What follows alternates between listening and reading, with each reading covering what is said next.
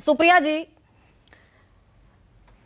आंकड़े मैंने गिनवाए और क्योंकि हमने जिक्र किया आजादी से और आज आजादी की पूर्व संध्या पर समझना भी यही चाहते हैं कि क्या जिस चीज से सबसे पहली आजादी मिलनी चाहिए थी 75 बरस बाद भी क्या वो आजादी मिली? और क्योंकि ज्यादातर समय आपका शासन रहा, कांग्रेस का शासन रहा, ऐसे में मुझे 2013 का एक स्टेटमेंट याद आ रहा है राहुल गांधी का, जिसमें वो कह रहे हैं कि poverty is just a state of mind.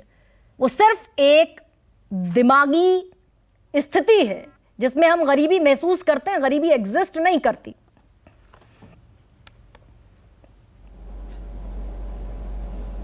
नहीं, वो आप आउट ऑफ कॉन्टेक्स्ट कोट कर रही हैं, तो मैं उसका जवाब अभी दूंगी थोड़ी देर में। लेकिन आपने ये जो शो किया है ये गरीबी से आज़ादी के लिए किया है। मैं कुछ आंकड़े जो आज आए हैं, आज रिटेल इन्फ्लेशन आया है 7.4% पे आया है जुलाई के महीने में, वो हेडलाइन है। सब्जियों में जो आग लगी हुई है वो 37.34% बढ़ गई है। खाने पीने की चीजों में इन्फ्लेशन 11.5% है, अनाज में इन्फ्लेशन 13% है, और टमाटर तो 1400% बढ़ गया, उसकी क्या ही बात की जाए। ये चीजें कौन खाता है? ये देश के अमीर भी खाते हैं, इस देश के गरीब भी खाते हैं।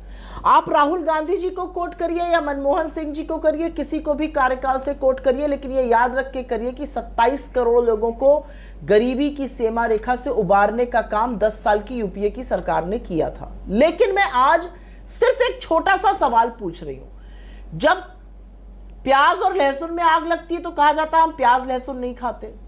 टमाटर में आग लगती है तो वहां पे मंत्री बताती हैं यूपी की कि गमलों में उगाओ टमाटर और टमाटर मत डालो सब्जी में। टमाटर में आग लगती है तो यह भी हो सकता है हिदायत दी जाए कि टमाटर मत खाइए, उससे पथरी हो जाएगी। आज सवाल यह है कि 7.4% पे इन्फ्लेशन, 8.4% पे अनएम्प्लॉयमेंट रेट, इसके बारे में चर्चा कौन कर रहा है?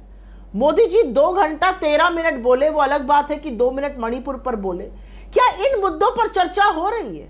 क्या गरीब के बारे में कोई बात कर रहा है? क्या उस रामेश्वर सब्जी वाले की कोई बात कर रहा है जिसने कहा भाई हमारी गुजर नहीं हो रही है, और उसकी आंखों से आंसू निकल आते हैं? मतलब ना महंगाई पर चर्चा होगी, ना बेरोजगारी पर होगी और ना चर्चा होगी सीएजी के उन तमाम घोटालों पर जो एक के बाद एक खुलते जा रहे हैं। चर्चा किस पर होगी? फलाने ने पॉलिटिकल रैली में क्या कह दिया। चर्चा क्या होगी? हिंदू मुसलमान पर होगी। पहले मुख्य धारा की चर्चा की तो बात हो, आपने आर्थिक असमानता की बात करी। इस देश की 10% आबादी 70% संसाधन पर बैठी है। आपको नहीं लगता कि एक टिकिंग टाइम बॉम्ब है और बस थोड़ा ही वक्त चाहिए और ये बॉम्ब फट जाएगा? जो बेरोजगार घूम रहे हैं, जो आपको गलियों में और मोहल्लों में और चुनावी रैलियों के बाद जो आतंक फैलाते हुए लड़के लफंगे दिख रहे हैं, ये कौन है?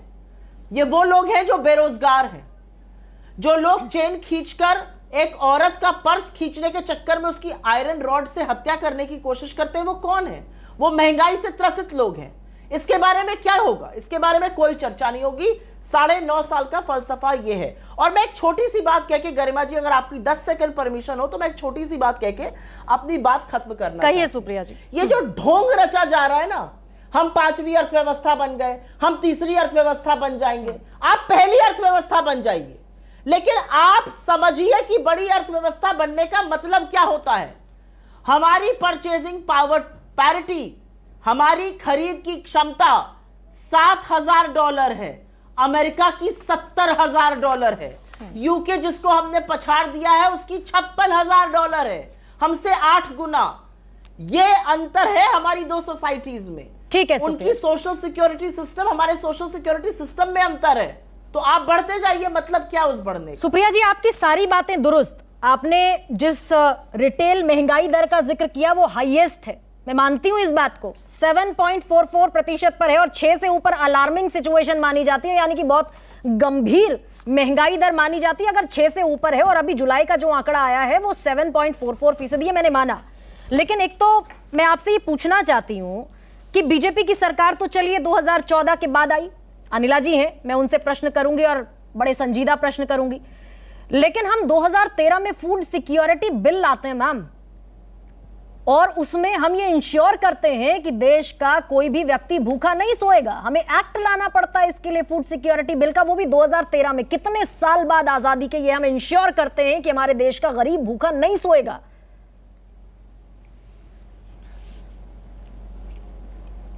इस बात का साधुवाद है कि वो बिल आया। अगर वो बिल ना आया होता तो कोरोना काल में बीमारी से ज्यादा भुखमरी से लोग मर जाते। आज 80 करोड़ लोगों को अगर आपको फ्री राशन देना पड़ रहा है तो आप देश को इस कगार पर ले आए हैं। ये असलियत है। मैं तो साधुवाद करती हूं कि ऐसा बिल लाए। हमने गरीब को ध्यान में रख के मनरेगा बनाया, हमने गरीब को ध्यान में रख के खाद्य सुरक्षा बिल बनाया, और तभी तो 27 करोड़ लोगों को उबारा। इनकी तरह 23 करोड़ लोगों को गरीबी की सीमा रेखा के नीचे थोड़ी धकेल दिया। 83% इस देश की आय 3 साल जितनी पहले जितनी हो गई है, मतलब 3 साल में कम हो गई है। इसका क्या जवाब है? और मैं एक बात का उल्लेख करना चाहती हूं, क्योंकि यह सवाल सत्ता पक्ष को जवाब देना पड़ेगा। क्या महंगाई कम नहीं हो सकती है? महंगाई बहुत कम हो सकती है। आप अभी एक्साइज ड्यूटी कम कर दीजिए, महंगाई कम हो जाएगी। लेकिन सरकार मुनाफाखोरी में लगी हुई है, मुनाफाखोरी में लगी। लेकिन ठीक है सुप्रिया जी, सरकारें आती हैं जाती हैं, आंकड़े